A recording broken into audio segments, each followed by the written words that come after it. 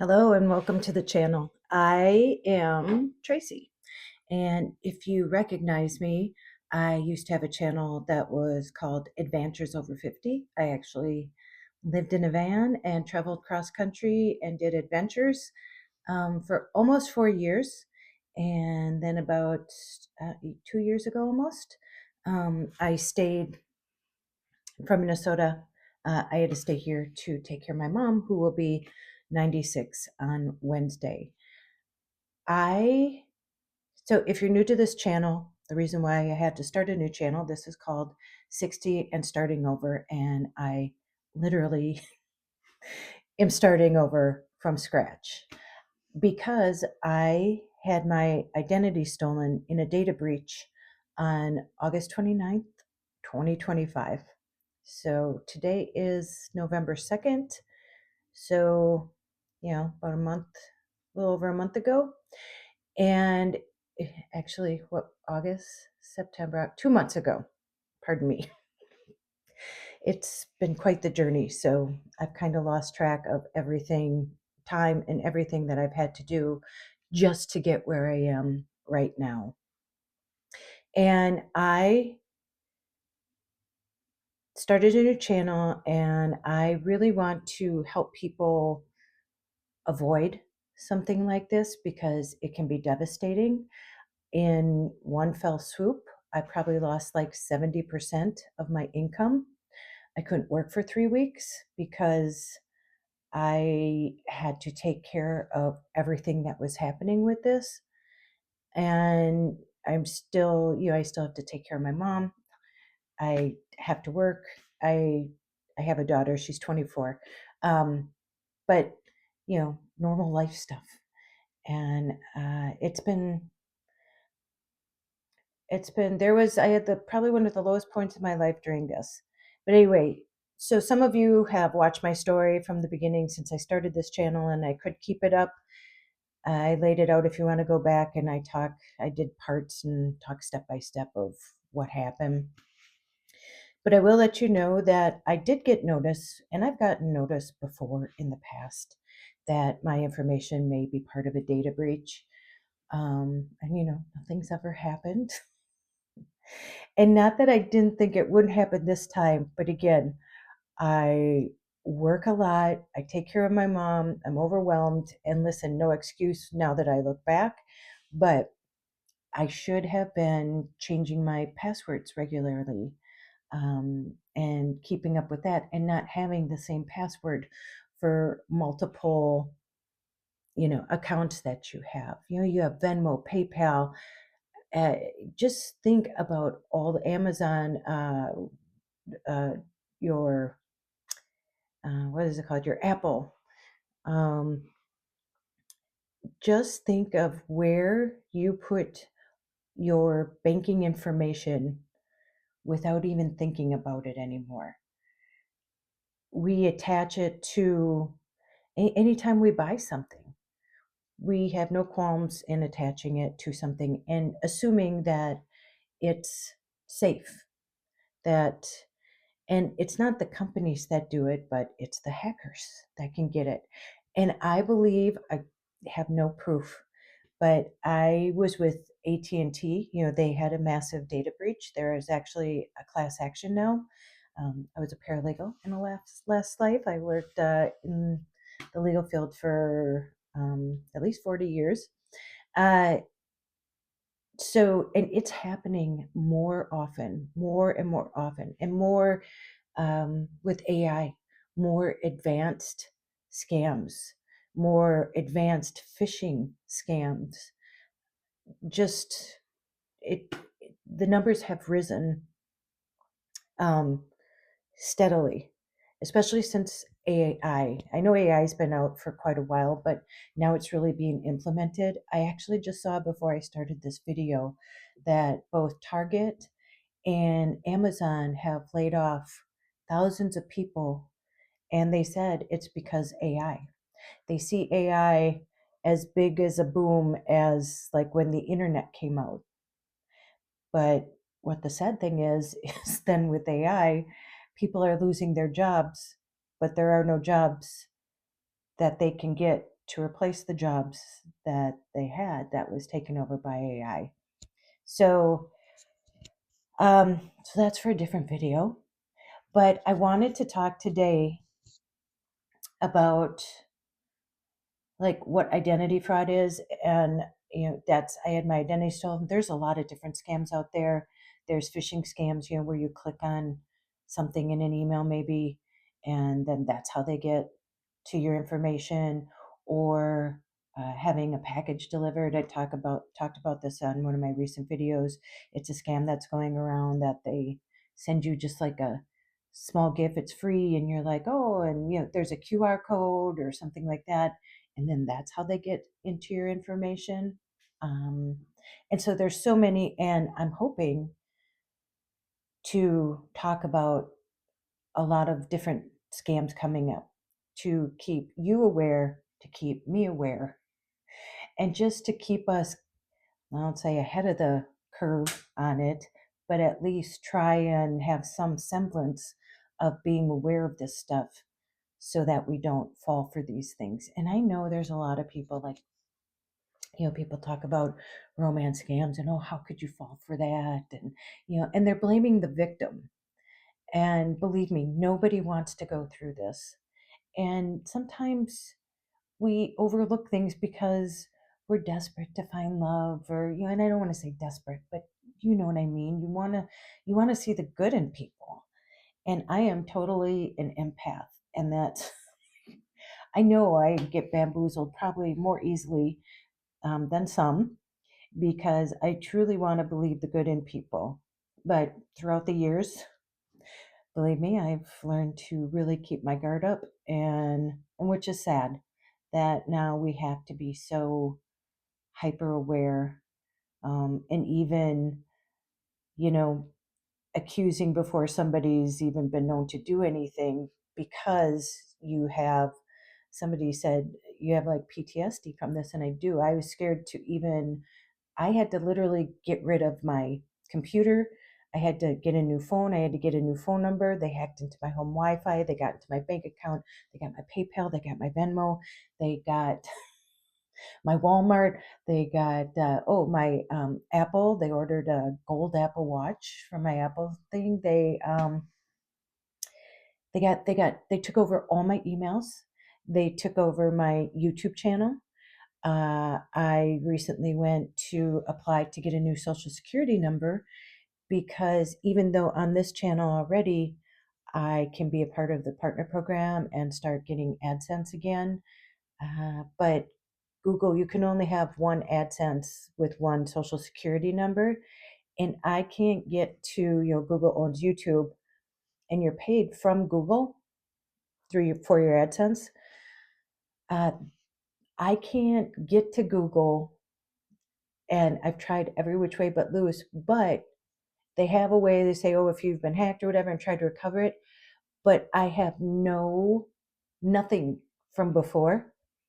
Not even the old computer I was on, Micro Center. It's a computer place. When I brought it in and told them, they said we need to just like recycle it. We're not even plugging it into our stuff. They just destroyed it because they believed the virus was in the motherboard, and there's no getting it out then. So and that's more money. They transferred money from my money market to my checking account on the first day this happened. And um, thank goodness I literally ran to the bank. I was working at our state fair and got it shut down. And they didn't get that out, but they kept getting in. They tried to open bank accounts in my name. I talked about this after I got my new phone number, my new uh, phone, and my new computer. I got Aura. It's like LifeLock, and it scans the dark web, and it's supposed to protect you, and it's not their fault. But they even took over my Aura account within the first week that I had it, and took over my face scan ID. I mean, this is how deep it goes. And I thank goodness I ran into good people, and I proved to them that I was me, and then I just canceled it. It cost me $240, and I was more afraid they were getting more information from that. So, just to give you a tip of the iceberg of what I've been going through, I still don't have any online banking. I don't have a debit card. I tried to open a new account with no like identifying things other than it would have to be my social security number. And 2 weeks later, I got a notice in the mail that, oh, your address has been changed. It's like, no, it hasn't. I didn't do that. And so I had to close that account. So I'm still working on it, but you can see how devastating it can be. Again, I lost 70%. I do reviews, bike reviews. I was supposed to be doing those. And I just got to the point, I take care of my mom, that I'm also a substitute teacher and paraprofessional. And, you know, YouTube was really starting to do good for me. I've been at it for over 4 years. And just when I felt like, um, things were coming together, that's when all this happened. And I tried to start another YouTube account uh, once I got my new phone number and opened a new email or Gmail, and they took that over. So if you run across that YouTube channel, um, they took that over. There's only one video on that, but I had to get a burner phone. So it's been in the last 8 weeks, it's been quite the journey. But again, something that I want to start talking about because I truly believe, and I'm not techie myself. Listen, I have enough things to worry about or think about. I don't sit around, reading the new tech magazines or anything like that. And I said again, listen, I'm 60. I was in the era when I started working in an office, we were using typewriters with carbon copy paper and whiteout. You could smoke in the office. I mean, this is how you could smoke in an airplane. They had a smoking section in an airplane. You know, I mean, that's how long ago this one. The cell phone was this big and had an antenna this big and came in a carrying case. And I had one of those. And so I think a lot of times now, the kids who are born with working on iPads, and I see it being a substitute teacher and para, they know more. They know how to do all this stuff, do the TikTok, do the editing, do everything like that, because they've been born into automatically using that. That's one of the things too. We were just talking about this recently at our school. They don't teach cursive anymore. And a lot of kids can barely read or write sometimes because they're always on a computer, whether it's their phone or an iPad, or it's always like in text. So anyway, I just wanted to preface that to let you know, like, why I'm talking about this, why I believe it's so important, and just even for my own learning curve, to still keep myself protected. uh, what Just start talking about it. Let's just start talking about it. So identity theft, um, and this is from a AARP article that I found. I'm going to be looking down because I have my computer here with information that I have on it. It says the problem is huge. In 2023, identity fraud cost Americans 43 billion, not million. That's a B. 43 billion, according to Resolving the Shattered Identity Crisis, an AARP sponsored report from Javelin Strategy and Research. Roughly 15 million people were victims of identity theft, the report found. That same year, the Federal Trade Commission, the FTC, received more than 1 million reports through its identitytheft.gov site. The actual number of victims and losses is likely far higher because people are often reluctant to report these crimes. And a lot of times people feel stupid. The victims feel stupid, like, oh my God, how did I fall for that? People are going to think I'm stupid. Or sometimes you don't even know how to report it. I made an FBI report. I made a report through the identitytheft.gov. Uh, it's called the C13, I believe. And I I made a police report. I Googled to see exactly what I was supposed to do, and I did everything that I was supposed to do. And when you go and make that theft report, it tells you that they'll help you make a plan on how to get it back and what to do. And yeah, nobody's helping you. Especially the government is shut down right now. Everything's getting cut. I even went down to the FBI offices in St. Paul, and nobody works there. But I did get a phone number to talk to somebody because you can't talk to anybody. But there was a phone number they gave me, and the person I talked to was like, "Well, you made a report, right?" And I'm like, "Yeah." And she's like, "Yeah, that's all we can do." And I found that out in one of my recent videos. I didn't know that they aren't going to do anything. They just take the reports. Um, and so through AI, how many theft fraud crimes were reported in 2024? So that was 2023 that I just noted. This is 2024. In 2024, the Consumer Sentinel Network received 6.5 million consumer reports related to fraud. So this is like not just identity theft, but all kinds of fraud scams, to fraud, identity theft, and other consumer protection topics. 6.5 million just in 2024. These reports are sorted into 29 top categories, providing a comprehensive view of the issues consumers faced. The data is not based on a consumer survey and is updated quarterly. The FBI's Internet Crime Complaint Center, the IC3, that's what it's called, the IC3, reported. So that's the report that I made, reported over 859,532 complaints. 859,532 complaints just in 2024.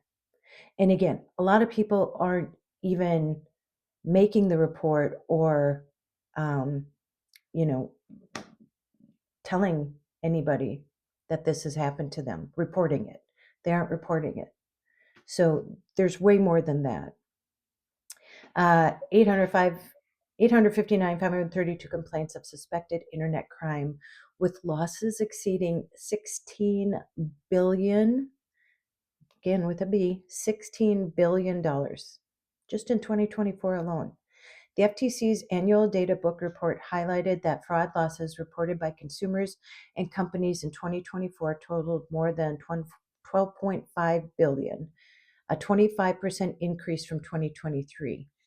When I talked in one of my last videos, it said a 33% increase. So between 25 and 33% just within a year increase, which is huge, huge. So I had asked AI how hackers steal identities from data breaches. Again, I believe I was with an AT&T. I belonged to AT&T, and then I moved to another carrier. But again, I can't prove that. Hackers steal identities from data breaches primarily by selling the stolen information on dark web marketplaces or by using the data themselves for various types of financial fraud and impersonation. Monetization and use of stolen data. Once personal information, PII, like names, addresses, dates of birth, social security numbers, and credit card details, is stolen in a data breach, hackers and other criminals use it in several ways. So one of them is selling on the dark web. The most common approach is for hackers to sell large databases of compromised information to other cyber criminals. So it's not just like one person doing this to you. They sell this information and these other cyber criminals are using it to try and get into your accounts and stuff like that. To other cyber criminals on hidden dark web forums and marketplaces. Complete identity profiles, sometimes called fulls, F-U-L-L-Z, can fetch significant prices depending on the data's completeness and freshness. Opening new accounts. Using stolen PII and SSN, social security numbers, and personal information, criminals can apply for new credit cards, personal loans, or bank accounts in the victim's name. And I am so grateful that I went to my bank, to shut down my account right away. And the person at the bank that I was dealing with printed out my all the credit bureaus and how to contact them and told me to freeze them. I never, I think, in my panic would have thought of that. And so right away, I froze those accounts, and which is good because the hackers had tried to open multiple accounts in my name, and they were denied for all of them, thank goodness. But that all happened to me. Unauthorized purchases and withdrawals, stolen credit card and bank account information is used to make unauthorized online or in-store purchases or to directly drain funds from accounts. So I had all those things happen.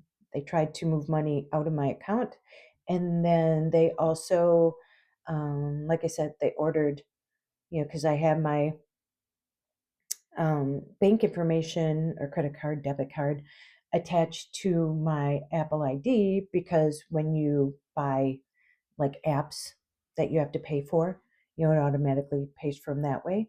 What I did find out though is you can use what do you call it, like a gift card. You can use that to put as like your uh, bank account information for multiple things, and that is one of them, using them on your phone. So you can like go to Walmart or Walgreens or wherever and buy um, a gift card, and then you just put that information. It's like you get like a debit card, and you activate it, and that's what you use to put in there. So if they would steal it, that's what they would get. Um, but yeah, they ordered an Apple Gold Apple watch, and yeah, and they moved money out of my bank account. Okay, filing fraudulent taxes or benefits, and I didn't think about this. This is what I just learned myself, so I'm learning along with you about stuff like this. Criminals may use a victim's social security number to file for tax refunds or government benefits like unemployment. That's crazy. That's crazy. In this time that I've been going through this, like I'll just randomly talk to people, and I had a woman behind me. She had her identity stolen, and she didn't even find out until she went to buy a car, and there were all these loans taken out in her name. I have multiple people comment on my videos saying stuff like this has happened to them, and so never before have I done this. Well, I always check my credit score. But as far as checking like your credit, um, start checking the credit bureaus, start checking your credit. And I was just talking to somebody because I'm back to uh, paper bills and a check register. And I was just talking to the bank teller the other day because she gave me a couple checks. I go, who would have thought I'd be back to this? But I love doing a check register. It took me a long time to break my habit, even though I had online banking. Um, but remember, we used to like get in the mail and you'd check each thing that you knew that that it was correct. And if it was something was out of order, you could call them right away and say, now we just trust whatever's going on. A lot of us don't even check even our online banking to make sure that everything that's going on is something that we did.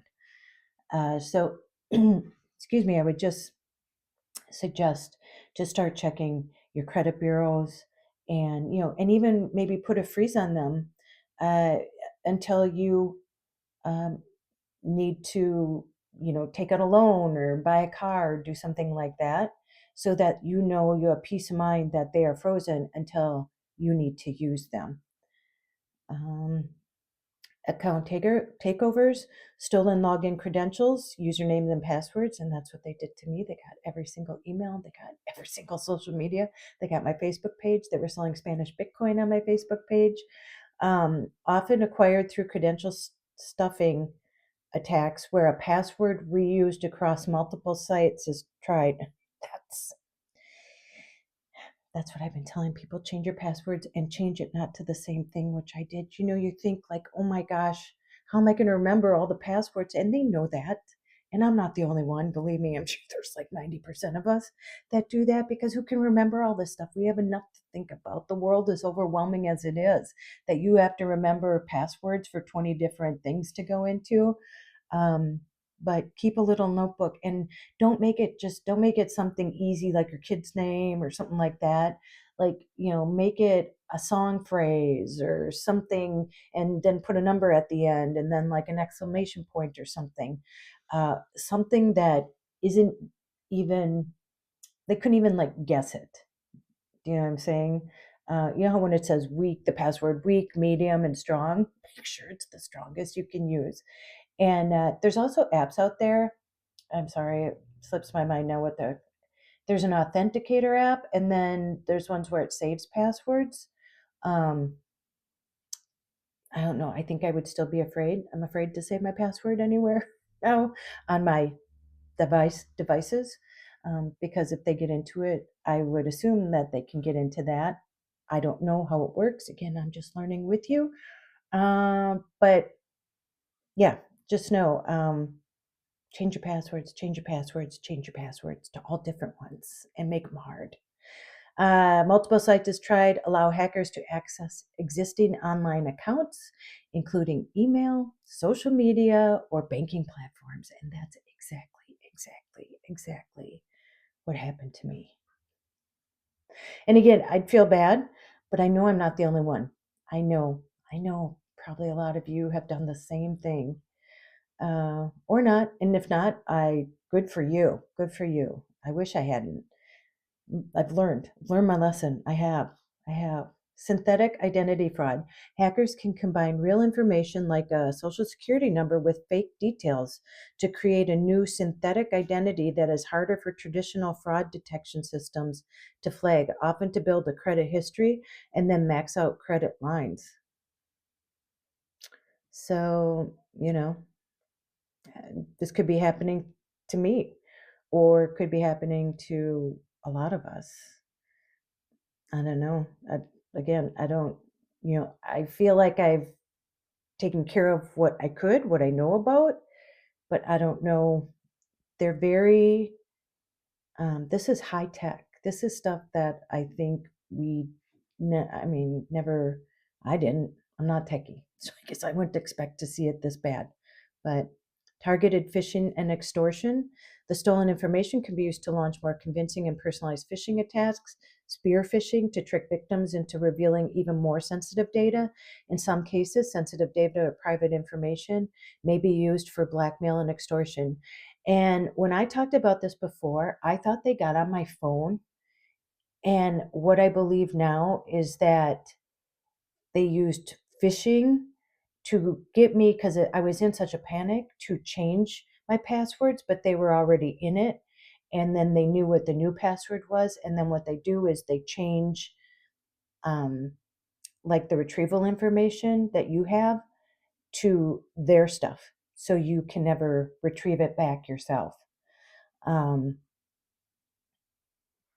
yeah.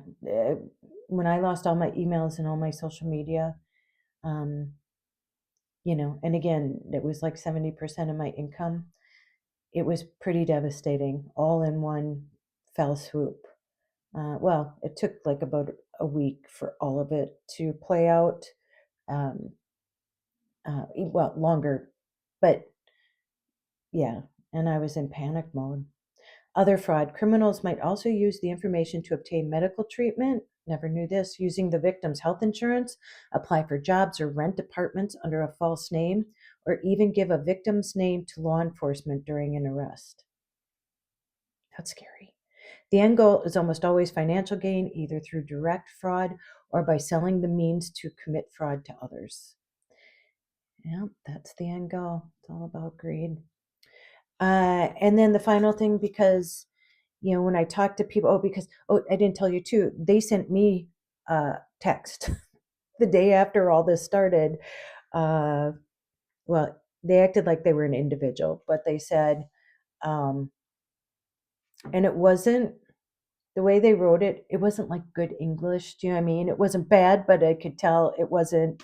And they said, sorry, I know, I've been trying to get into your accounts. I lost my job last week and I need $1,000 for my daughter's schooling. And like, if you give it to me, I'll pay you back as soon as I can. I never responded. And actually, when I made the police, because then they took over all my emails, I was sending screenshots to my Hotmail account, never thinking they would take that over. Who uses Hotmail? But I did. The police officer did see that, and yeah. So, and I'm thinking, well, if you only needed 1,000, then why did you transfer over more than that? Anyway, so it's usually, these are sophisticated rings that are in different countries that are doing this. And again, I'll talk more about this as we go on, but I'm just going to tell you like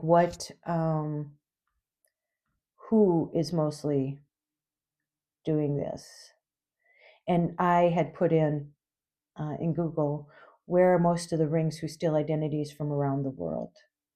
The rings that steal identities from around the world are primarily based in countries like China, India, the Philippines, Poland, Russia, South Africa, and others.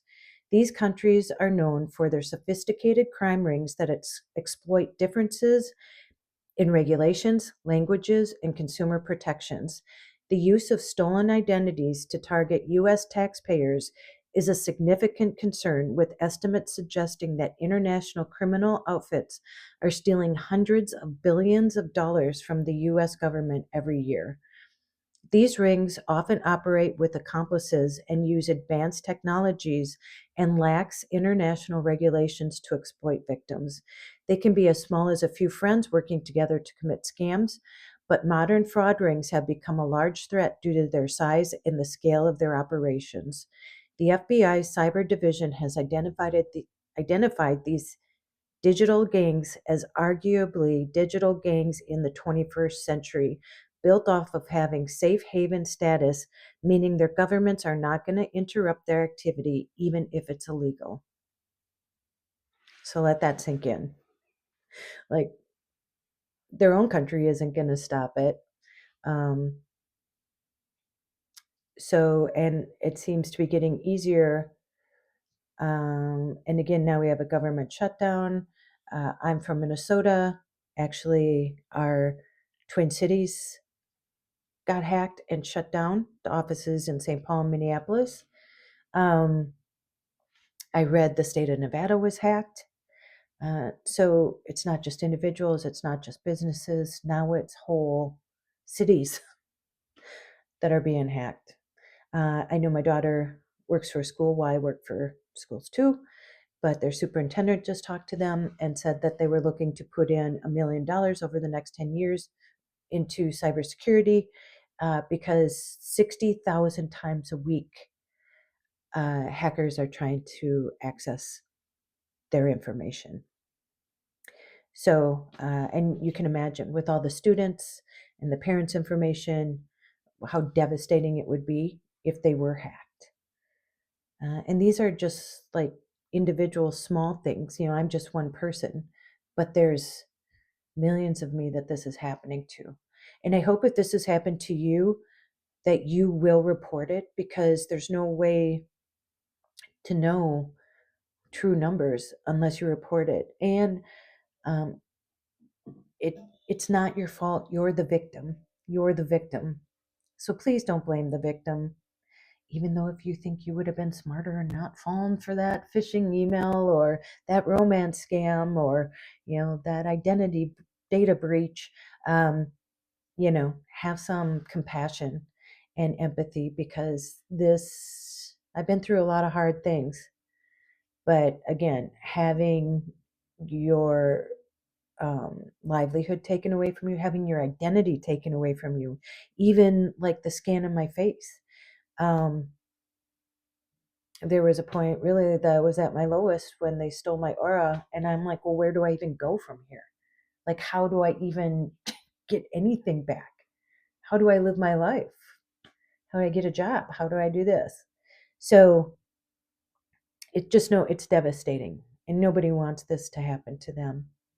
But hopefully, I'll be again talking about this coming up, and hopefully we can learn together to help to avoid being a victim of these types of things. Okay, well, I'll see you in the next one. Okay.